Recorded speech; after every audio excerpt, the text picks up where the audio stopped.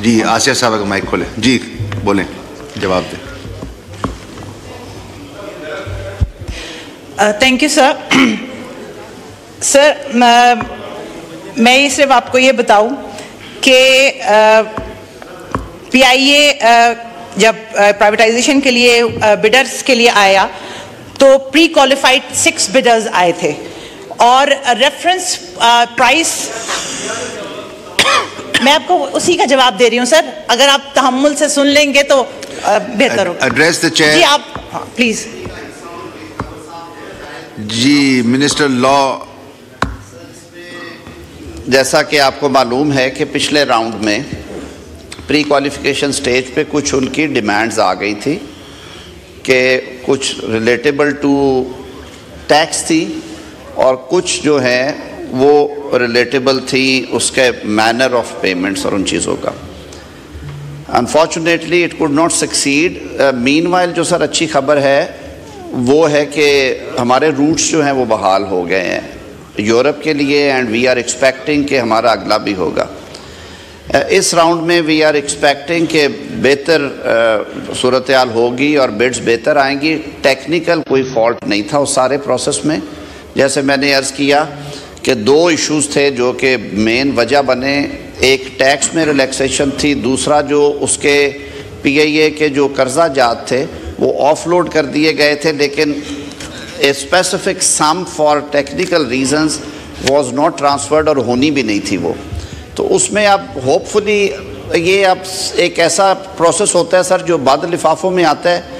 इसमें ये प्रिडिक्ट करना कि इस दफ़ा क्या होगा क्या नहीं होगा, लेकिन सर अभी तक जो साइंस हैं वो काफ़ी पॉजिटिव हैं और इंशाअल्लाह अज़ीज़ अब के बार ये समझा जा रहा है कि बिड्स बेहतर होंगी और कंपेटिटिव होगा ज़्यादा। जी नवीद कमल साहब का माइक खोलें। सर ये कहना भी दुरुस्त नहीं है कि प्रोसेस फ्लॉड नहीं था, प्रोसेस वाज वेरी फ्लॉड। आपने फाइनेंशियल एडवाइज़र रखा, उसको सक्सेस फी बेसिस के बजाय रिटेनरशिप पे रखा गया। उसके पास कोई इंसेंटिव नहीं था कि बाहर जाके मार्केटिंग करे और इसको जो है दुनिया की मुख्तलिफ जो एंटिटीज़ हैं जो शायद आती उसको उनके सामने प्रेजेंट करे, रोड शोज़ करे।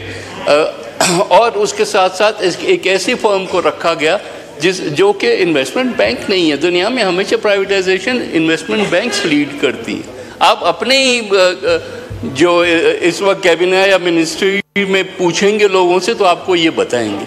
सो मेरा जो सवाल था वो ये था कि प्रोसेस को पीआईए के क्या हालात हैं, बेहतर होते हैं, ख़राब होते हैं, वो तो एक अलग इशू है, लेकिन आपकी प्रोसेस को बेहतर करने के लिए क्या आपने सोचा भी है या आप कह रहे हैं बस फिर अंधाधुंध हम चले जाएंगे और अल्लाह ताला खैर करेगा? जी प्रोसेस का समझाएं कि जी बेहतरी कैसे आएगी। लॉ मिनिस्टर तस्दीक कर दूँ, एक तस्दीक कर दूँ कि फाइनेंशियल एडवाइज़र की रिटेनरशिप के अलावा इंसेंटिव था कि अगर ये सक्सेसफुल बिड होती है तो उसमें नंबर ऑफ जो भी है अमाउंट वो जाएगी उनको, और ये डिफरेंट मॉडल्स हैं जो बेस्ट प्रैक्टिसेस चल रही हैं उसके मुताबिक ही था। और वो भी सर एक ओपन और ट्रांसपेरेंट प्रोसेस के ज़रिए अपॉइंट किया गया था फाइनेंशियल एडवाइज़र को, और उसमें जो भी हमारे पेपरा के या रेलिवेंट रूल्स हैं उनको उनकी की गई थी पाबंदी। अब की दफ़ा भी एक स्पेशल कमेटी भी ओवरसाइट के लिए कॉन्स्टिट्यूट की गई है, उसको डिटेल्ड ब्रीफिंग भी दी गई इस प्रोसेस के बाद, और अब दोबारा जो ये लॉन्च होने जा रहा है इसमें ये सारी चीज़ों का ख्याल रखा गया है। जैसे मैंने अर्ज़ किया कि कुछ फैक्टर्स थे, क्योंकि ये बंद लिफाफों में होता है और कुछ चीज़ें ऐसी हैं सर जो फ्लोर पे इस स्टेज पे डिस्कस करना ज़रूरी नहीं, लेकिन वी होप कि अभी जो इस वक्त एनवायरनमेंट है उसमें बेहतर बिड्स आएंगी और इंशाअल्लाह उल अज़ीज़ सक्सेसफुल प्रोसेस होगा सर। शुक्रिया। ये मैं स्क्रीन के मुताबिक चलेंगे। नबील गबोल साहब। पीआईए की जो बिडिंग की जो प्रोसेस चली थी वो पास में जो चली उससे काफ़ी एम्बेरसमेंट हुई और पता चला कि पीआईए का जो बिड हुआ है वो इतना भी नहीं था कि मेरे ख्याल में कि कराची से लाहौर तक के बस जितने चलते हैं उनका भी रूट का शायद इतना बिडिंग नहीं हुआ होगा जितना पीआईए का बिडिंग हुआ। सर पीआईए ब्लैकमेलिंग करती है टिकट्स के ऊपर। रात को मैंने टिकट बुक कराई थी अपनी फ्रॉम इस्लामाबाद टू कराची 35,000 में, सुबह उठाऊँ फजर में तो वो 60,000 की हो गई। क्यों? क्योंकि उस टाइम पे कोई और एयरलाइन कराची नहीं जा रहा था। ये ब्लैकमेलिंग की एक पॉलिटिक्स जो है पीआई के अंदर इसलिए भी शुरू है क्योंकि सीईओ जो है इस वक्त एक्टिंग सीईओ है, या जो ओरिजिनली सीईओ चल रहा है आमिर हयात साहब वो सीईओ है, हमें तो ये भी नहीं पता है। बिकॉज जब आप एक्टिंग सीईओ रखते हैं तो एक कंफ्यूजन पीआई में पैदा हो रहा है कि पीआईए का एक्चुअल सीईओ कौन है। तो ये आज लॉ मिनिस्टर साहब यहाँ पर खड़े बैठे, जरा हमें ये आगाही दे कि सीईओ कौन है इस वक्त पीआईए का। लॉ मिनिस्टर साहब आपसे सवाल है, प्लीज इस सवाल का जवाब लॉ मिनिस्टर जरूर दीजिएगा। ओके जी, मिनिस्टर लॉ। सीईओ के हवाले से मुझे कुछ आइडिया तो है सर, क्योंकि जो रेगुलर सीईओ थे उनकी वो डिपार्टमेंट की तरफ से दोबारा जो रेगुलराइजेशन या उनकी प्लेसमेंट होनी थी वो नहीं हो सकी। जो डे टू डे चार्ज दिया गया उसमें कुछ प्रोसीजरल एरर्स थे और उन्हीं प्रोसीजरल एरर्स की वजह से ही फिर प्राइम मिनिस्टर साहब ने कहा कि उसको आप ठीक से देखें और वो मैटर री-रेफर किया गया बोर्ड को। अब जब से एसओई एक्ट में तरमीम हुई है ये चीज़ें प्राइमरीली बोर्ड के डोमेन में हैं। पीआईए का अपना बोर्ड है, उसकी appointment, day to day charge, removal CEO के लिए सर, चीफ एग्जीक्यूटिव ऑफिसर की अपॉइंटमेंट भी it is the domain of PIAL। ना जी ना, ये सर आप लॉ में अभी लॉ में नो क्रॉस टॉक। आप चेयर को एड्रेस करें मिनिस्टर साहब। क्या सवाल क्या था सर? सीईओ जो पहले आमिर साहब थे उनका टेन्योर ख़त्म हो गया, उन्हें वापस भेज दिया गया उनके महकमे में।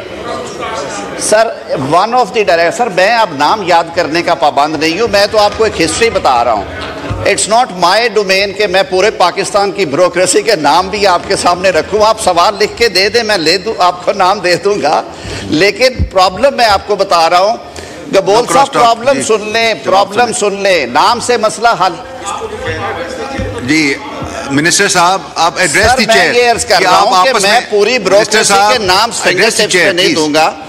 मेरी स्पीकर साहब उसमें ये अर्ज है कि पीआईए एक स्टेट ओन्ड एंटरप्राइज है जिसके मेजॉरिटी शेयर गवर्नमेंट के पास है, लेकिन SOE act, state owned enterprises act 2023 ये मैंडेट करता है कि चीफ एग्जीक्यूटिव ऑफिसर की अपॉइंटमेंट बोर्ड ने करनी है। ठीक है, आगे जवाब। ठीक है, that's good enough, thank you. उनका टाइम खत्म हो गया था। सप्लीमेंट्री, ये लंबी लिस्ट है इस सवाल पे, तो अब इतना तो नहीं चला सकते एक सवाल पे इतने। जी कादर पटेल साहब। सर शुक्रिया सर एक मेरा लॉ मिनिस्टर साहब की मौजूदगी में ही अगर मेरा सवाल, सर इन्होंने अभी कहा कि हमने स्पेशल कमेटी बनाई है। सर असल में तो मैं तो एक बात ये पूछना चाहूँगा, इस वक्त हर चीज़ पर एक स्पेशल कमेटी है और मेरा ज़मीनी सवाल के साथ साथ एक हुज्जत वाला सवाल ये भी होगा कि स्पेशल कमेटियों की तादाद कितनी है और उन्होंने फैसले कितने किए। अब आते हैं पीआईए पे सर बात यह है कि पीआईए जिन रूट्स पर अपने जहाज़ नहीं चलाती वहाँ निजी एयरलाइंस जो हैं वो 70-70, 80-80 और समटाइम 90-90 हज़ार रुपये में वहाँ जहाज़ चला रहे। अब आप इसको प्राइवेटाइज कर रहे हैं तो एक मौका वो आएगा जब आप इसको शट डाउन करेंगे ताकि दूसरा कोई आकर चलाए। उस दौरान कराची इस्लामाबाद हो या कराची लाहौर, आपका टिकट जाएगा 2 से 3 लाख रुपए पे। क्या आवाम को जो आने वाली इस प्राइवेटाइजेशन की वजह से, जो मैं पहले से बता रहा हूं, जो आने वाली मुसीबत है उसके अजाले के लिए आपने कोई प्लान बना के रखा है या नहीं, ये मेरा सवाल है सर।